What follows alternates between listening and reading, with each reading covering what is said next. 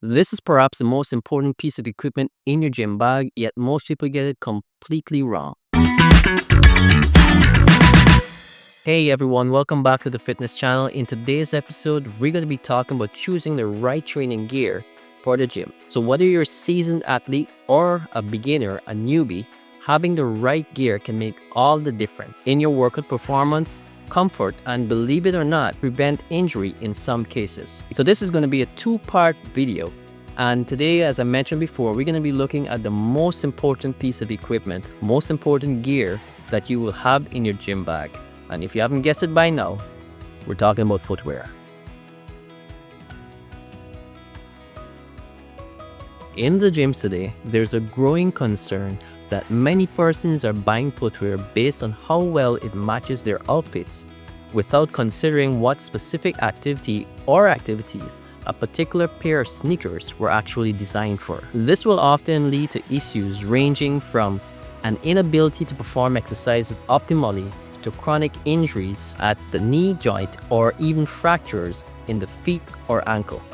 Yeah, that can actually happen. You must understand that not all sneakers are made equally. Some are made for running, and these are, for lack of better words, made a bit more spongy. Their midsole uses materials like foam or gel to give you that extra cushion and almost spring-like support. One characteristic of a running sneakers that really stands out is the shape of the midsole. This allows you to spot one from a mile. On the other hand, there are sneakers designed for strength training. These sneakers have a more rigid sole and solid heel cup. This is to ensure your ankles are more stable, which in turn stabilizes your feet, which in turn stabilizes your entire body along with that barbell that you just unwrapped on your back.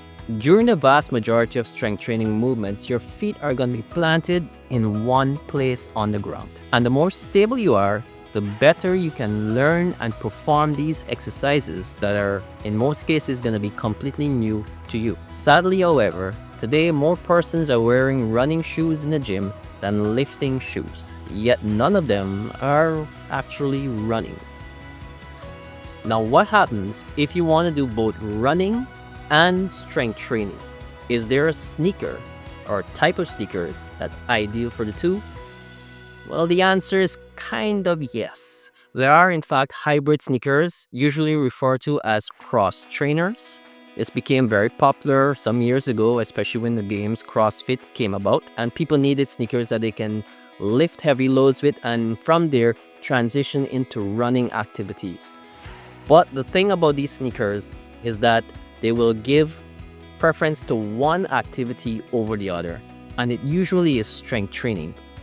Meaning that they are great for strength training in terms of they offer decent stability to an extent, but when it comes to running long distances, they're not so ideal. So if you're gonna run a mile, maybe that's fine, but if you're gonna do more than a mile regularly, 2, 3, 4 miles, part of your training along with strength training, it might just be best to invest in a separate pair of running sneakers.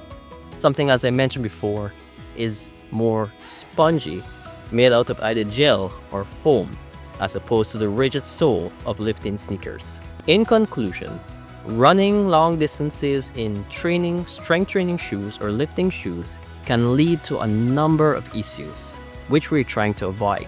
From the least to the worst, you can have shin splints, which is very painful for those who've experienced that.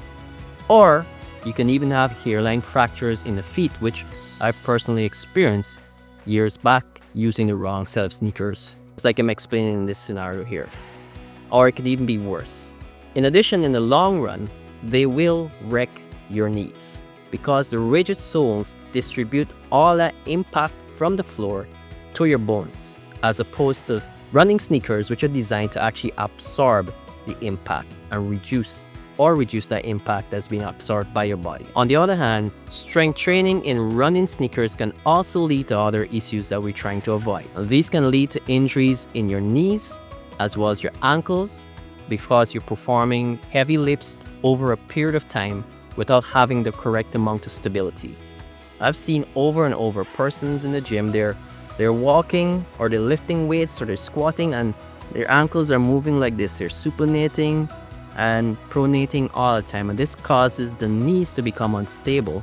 And that puts so much stress on your ligaments that eventually you will get an injury. It may not happen today, tomorrow, but it will happen over the course of time. So as newbies, we want to make sure we get it right from the beginning so that we can produce great results over a longer period of time while staying healthy and injury free. So choose your shoes wisely. There's nothing wrong with a little bit of fashion as long as it doesn't compromise function.